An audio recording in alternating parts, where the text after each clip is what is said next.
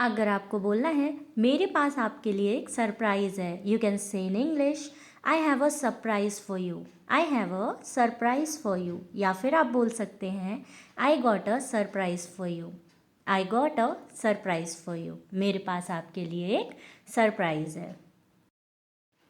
अपनी आंखें बंद करो और हाथ आगे करो। Shut your eyes tightly and hold out your hand.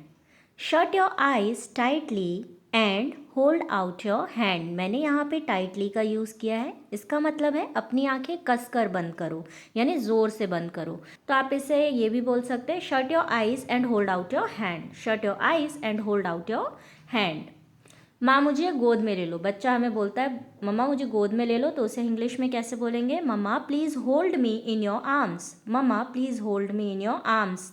Arms हम तब बोलेंगे जब आप खड़े हो और बच्चा बोल रहा है मुझे गोद में ले लो। जब हम बैठे होते हैं यानी चेयर में या फिर पालथी मारकर, तो हम गोद को बोलेंगे लैप। जब हम उसे अपनी पैर पे बैठा रहे हैं तो उसे हम बोलेंगे लैप। तब हम उसमें लैप का इस्तेमाल करेंगे। जैसे कि अगर बोलना है मम्मा मुझे गोद में बैठा लो, यानी कि आप बैठे हुए हो और बच्चा बोल रहा है मुझे गोद में बैठा लो, तब बोलेंगे mamma please make me sit on your lap. Please make me sit on your lap. या फिर मुझे गोद में बैठने दो, let me sit on your lap.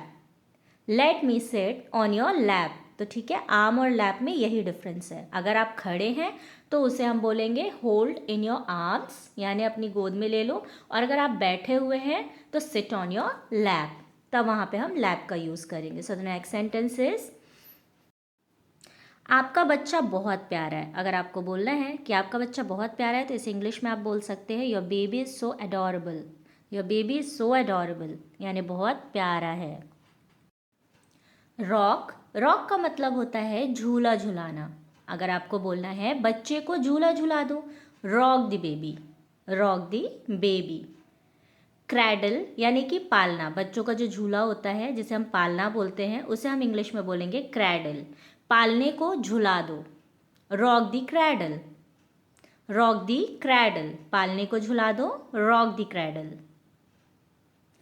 और अगर आपको बोलना है अपनी बाहों के झूले में बेबी को झुला दो, यानी हम बच्चे को गोद में लेते हैं और एक हाथ से दूसरे हाथ से इस तरीके से झूला झुलाते हैं ना, कुछ इस तरीके से, तो हम बोलेंगे इंग्लिश में rock the baby in your arm cradle.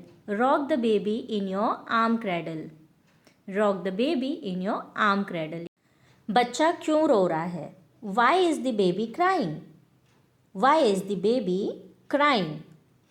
हो सकता है उसे भूख लगी हो। He may be hungry. He may be hungry. अगर लड़का है तो बोलेंगे ही मे बी हंग्री, और अगर लड़की है तो बोलेंगे शी मे बी हंग्री। तो हो सकता है उसे भूख लगी हो, ही मे बी हंग्री। झुंझुना, झुंझुना को हम इंग्लिश में बोलते हैं रैटल। बच्चे का झुंझुना कहाँ है? Where is baby's rattle? Where is baby's rattle? P, p का मतलब होता है सूसू करना। अगर आपको बोलना है उसने बिस्तर गीला कर दिया, he has wait the bed. He has wait the bed, यानी बिस्तर गीला करना। वेट यानी गीला, और अगर बोलना है उसने बिस्तर गीला कर दिया, he has wait the bed. So guys, that's all for today. If you like this video, do like, share and subscribe.